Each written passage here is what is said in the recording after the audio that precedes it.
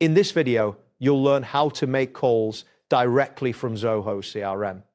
This guide will take you through each step of the process, ensuring you can connect with your contacts efficiently. Begin by navigating to the Zoho CRM platform. Open your preferred web browser and enter the Zoho CRM website address.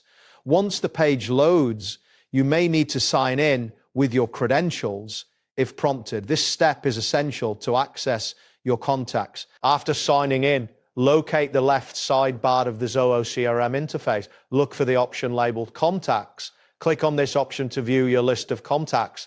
This action will redirect you to the Contacts section where you can manage all your contacts. Once you are in the Contact section, scroll through the list or use the search bar to find the specific contact you wish to call.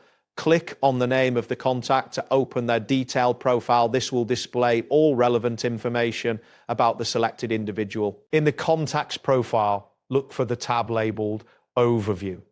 Click on this tab to access a summary of the contact's details. This section typically includes their phone numbers and other important information that may assist you during the call. After you have accessed the Overview section, locate the phone number listed for the contact. There may be options for both a home phone and a mobile phone. Click on the mobile number if that is the preferred method of contact.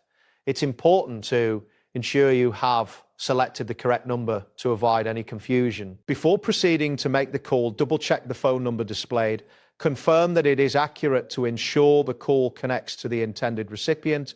Verifying the number can save time and prevent miscommunication. To initiate the call, click on the button labeled Call next to the phone number.